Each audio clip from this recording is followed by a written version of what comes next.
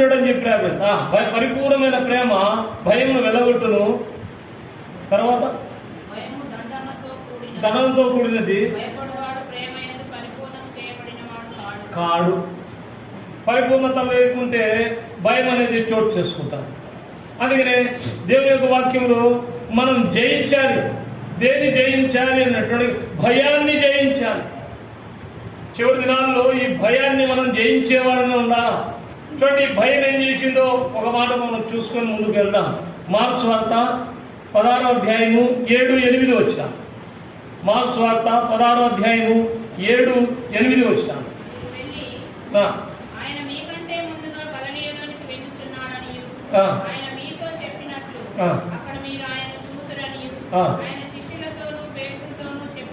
చెప్పండి అని చెప్పి దేవుడు ఒక మాట సెలవు ఇచ్చాడు. చెప్పండి అని. 8వ వచనంలో ఏం చేస్తున్నారు?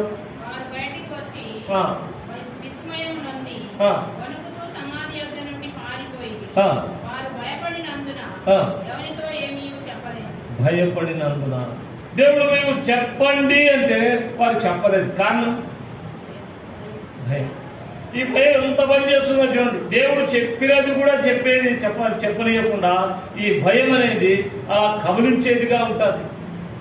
అంటే దానికి దేవుని యొక్క మాటల మీద కూడా మన విశ్వాసం నుండి తొలగించేదిగా ఉంటుంది, కలిగించేదిగా ఉంటుంది, భ్రష్టులుగా చేస్తుంది ఈ భయం.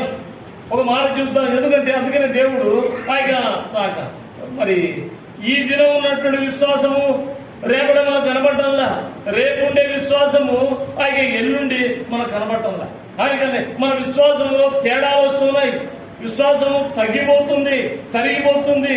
అదే దేవుడు ఆశించేది. నువ్వు ఆశించదగినటువంటి విశ్వాసం దేవుడు కోరుకోడు. మన విశ్వాసం ఉంచినామంటే ఆ విశ్వాసం సరిపోదు. దేవుడు తన ఒక పరిమాణం ఉంటుంది. తన పరిమాణం ఎంత విశ్వాసము నీవు నేను కలిగి ఉండాలని దేవుడు మనం కోరుతూ వస్తున్నాడు. లేదా అలాంటి పరిమాణంలో ఉన్నటువంటి విశ్వాసం లేకున్నట్లయితే కలిగే నష్టాలేదో దేవుని యొక్క వాక్యంలో చూద్దాం దయచేసి. ఇప్పుడు మనం చూసే నష్టాలు ఎవరికంటే విశ్వాసులకు తండ్రి అని ఎవరు పిలువబడతారు? అబ్రహాం. ఈ అబ్రహాం గురించి దేవుని యొక్క వాక్యంలో చూద్దాం రండి. దేవుని యొక్క వాక్యం ఈ భయాన్ని బట్టి ఏం చేస్తూ వస్తున్నాడు అయ్యగారు. దయచేసి దేవుని యొక్క వాక్యంలో ఆదికాండం 20వ అధ్యాయము 11వ వచనం ఉంది. చెప్పండి. 11వ వచనం, 20వ అధ్యాయము 11వ వచనం. అబ్రహాము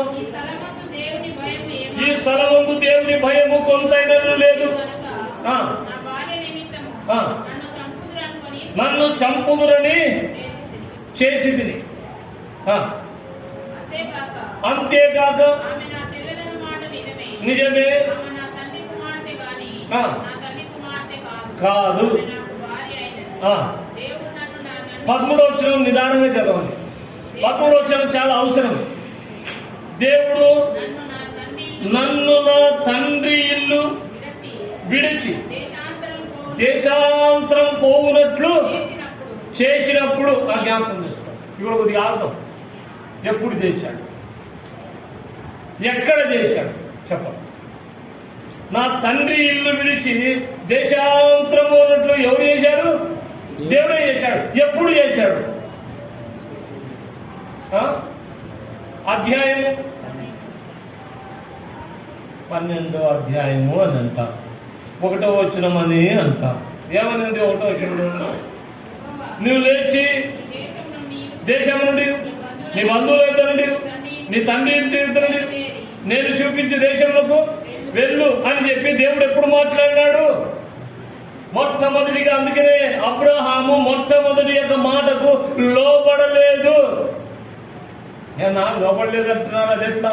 11వ అధ్యాయం 30 కూర్చొని 11వ అధ్యాయం ఆదికాండం 31 వచనం.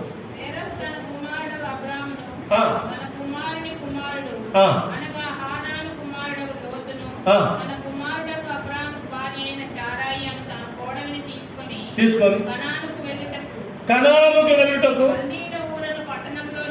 కల్తీయులను ఊరను ఆ పేరేంది?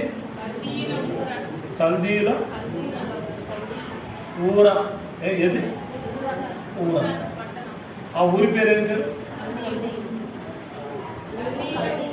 ఊరే ఊర ఊరే ఊరి పేరు. ఊర ఊర ఎందుకంటే మన అనంతపురంలో ఒక ఊరు ఉంది. మనం బస్సు ఎక్కి వాడు వచ్చి మాట్లాడుతారు, యాడికి పోవాలి, అక్కడ భాష యాడికి పోవాలన్న. అక్కడ యాడి